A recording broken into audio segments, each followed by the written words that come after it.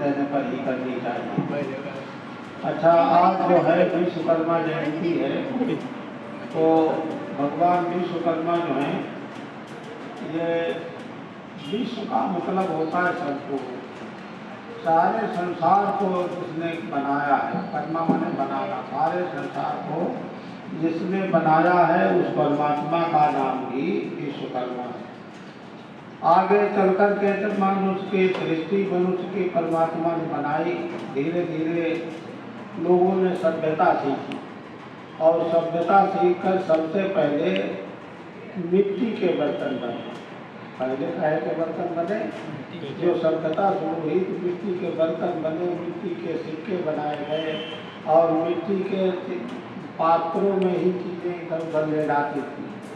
तो जिन्होंने उसका आविष्कार किया वो प्रजापति कहलाए, क्योंकि परमात्मा ने सृष्टि की रचना की, उनको भी प्रजापति कहते हैं। लेकिन जिन्होंने मिट्टी की चीज़ें सब चीज़ें बनाई, उन्होंने गाड़ी बनाई, मिट्टी नहीं खड़खड़िया देखी, गाड़ी बनाई, बर्तन बनाए, सब कुछ बनाए मिट्टी के, तो मिट्टी का ही भी था, तो उनको भी वो प्रजापति कहा गया। वो भी उस समय के बहुत बड़े इंजीनियर रहे होंगे। इसी तरह से जब लोहे का युग आया तो मिट्टी के बाद मनुष्य ने तैयार तरक्की की, पहिए का आविष्कार हुआ, लकड़ी के औजार बने, लकड़ी के पहिए बने मिट्टी के बाद, फिर लोहे की चीज़ें आई, फिर लोहे के पहिए बने, लोहे की मशीनें बनी, और लोहे का जिन लोगों ने आविष्कार किया वो समय जो इंजीनियर होंगे उनको भी वो उपाधि दी गई जो परमात्मा सारे संसार को बनाता है, इसलिए उनको उपाधि दी गई विश्वकर्मा। क्या उपाधि दी गई? विश्वकर्मा की, क्योंकि लोहे का काम जो है, लोहे का काम जिस इंजीनियर ने पहले शुरू किया होगा तो उस समय उनका बड़ा सम्मान हुआ होगा। वैसे लोहे के आविष्कार, लोहे का आविष्कार हुआ, लोहे से मशीनें बनी, तरह तरह के कल कारखाने बनाए, तो जिस व्यक्ति ने इस लोहे के काम को शुरू किया होगा प्रारंभ में, तो वो बहुत बड़ा विद्वान रहा होगा, बहुत बड़ा इंजीनियर रहा होगा, और उनको विश्वकर्मा नाम दिया गया, क्योंकि जैसे परमात्मा सारे संसार को बनाता है, ऐसे लोहे से तमाम चीज़ें बनाई गई, तमाम यंत्र बने, औजार बने, और मिट्टी से बने औजार, फिर लकड़ी से बने, फिर लोहे से बने, फिर अन्य धातुओं के बनने लगे, सोना चांदी तांबा आदि जो भी जैसे धातुओं के आविष्कार हुए। तो जो हमारे लोहे के जो आविष्कार हुए वो आविष्कारकर्ता जो हैं उनको विश्वकर्मा की उपाधि दी गई। अब लोहे के काम से जुड़े भी तमाम लोग हैं हमारे यहाँ, तो जब उनका उस समय प्राचीन काल में जब आविष्कार किया हो गया होगा तब वो विद्वान गिने गए होंगे, और तब उन्हें ब्राह्मण ही कहा गया होगा। ये प्रजापति भी उस समय ब्राह्मण ही होंगे, क्योंकि विद्वान को ही ब्राह्मण कहा जाता है। ये विश्वकर्मा लोग भी उस समय ब्राह्मण ही कहे गए होंगे, क्योंकि उन्होंने बुद्धिजीवी थे, उन्होंने बड़े बड़े आविष्कार किए। तो भगवान विश्वकर्मा जो हैं ये एक उपाधि है। ये जो वो व्यक्ति जिन्होंने आविष्कार किया, मशीनें बनाई, तो आज भी हम सब लोग उस परमात्मा की प्रार्थना करते हैं, उपासना करते हैं। 17 सितंबर को विश्वकर्मा जयंती मनाई जाती है, क्योंकि ये एक दिन उनके लिए निश्चित किया गया है। तो विश्वकर्मा जयंती के रूप में मनाई जाती है। इस दिन हम सब लोग विश्वकर्मा के रूप में उस परमपिता परमात्मा का ध्यान करते हैं, उपासना करते हैं, उसकी पूजा करते हैं, और औजारों की भी पूजा होती है। आज जो औजार हैं जैसे ये रिंच हैं, हथौड़ा हैं, ये सब रखे हैं, तो इन पर भी ये हल्दी का ये तिलक लगा देना सब पर है, मतलब उन औजारों में, मशीनरी में, सबका। तो ये हमारे यहाँ कुछ परंपराएं चली हैं, जैसे क्षत्रिय लोग हैं विजयदशमी दशहरा को अपनी तलवारों में धनुष बाण उस समय साफ करते थे और फिर उनकी पूजा करते थे। तो पूजा का मतलब उन्हें खिलाना पिलाना नहीं होता। पूजा का मतलब मनुष्य की पूजा क्या है? खिलाने पिलाने से। और वस्तुओं की पूजा क्या है? उनको साफ सुथरा रखो, बढ़िया रखो, उनको जो आवश्यकता हो वो पूरी करो, तो वो उनकी पूजा होती है औजारों की। तो इस तरह से पहले क्षत्रिय लोग धनुष बाण और तलवारों की करते थे, और ये लोहे की मशीनों की 17 सितंबर को होती है। तो इसी तरह से ये समय समय पर यज्ञ होता है और यज्ञों में देवानाम यज्ञ देवताओं का मुख है।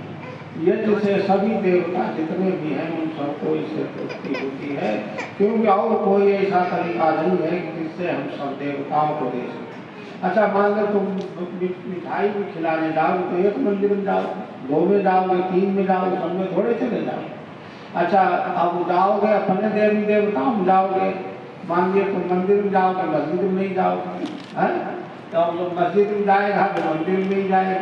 लेकिन जो यज्ञ होता है, हवन होता है, इसमें न मंदिर छूटता है न मस्जिद छूटती है, कुछ भी नहीं छूटता।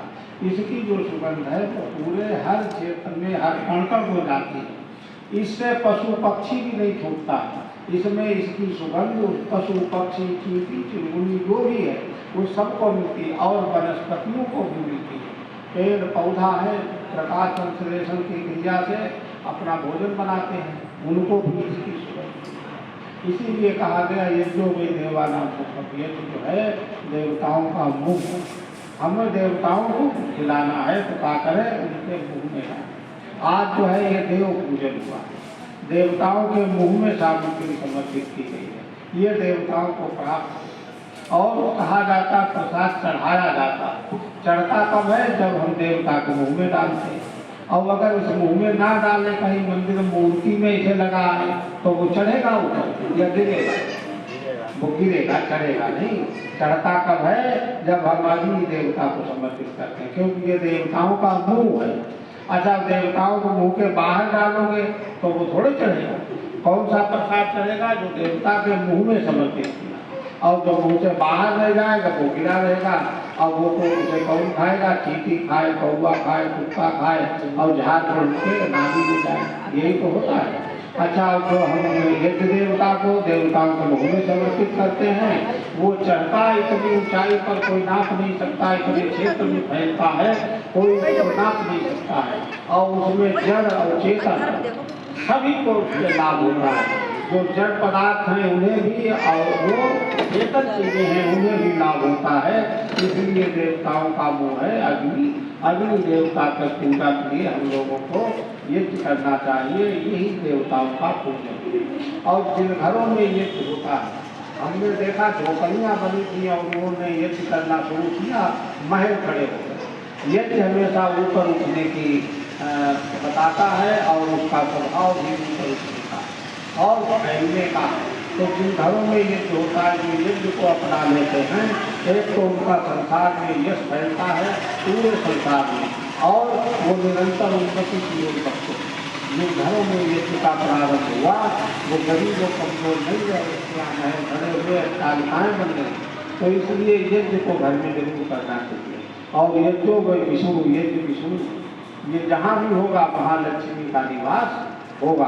इसलिए हम सब लोगों को चाहिए कि ईश्वर की उपासना करें, यज्ञ करें, ये देव पूजन करें, यही हमारे उन्नति के साधन हैं। जीवित माता पिता की सेवा करना, घर में आए अतिथियों का सम्मान करना, और पशु पक्षी जो भी हम लोग पाल रखे हैं उनको ठीक प्रकार से खिलाना पिलाना देख रेख करना, ये बन वैष्णोदेव के लिए।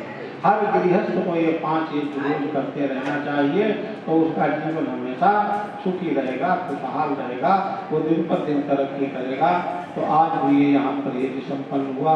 हमारी परमात्मा से प्रार्थना है कि ये जो कार्य करने वाले हैं, जो तरीके देख रेख करते हैं, ये निरंतर इनका जो है संस्थान उन्नति को प्राप्त हो, दिन दूनी रात चौगुनी उन्नति हो। तो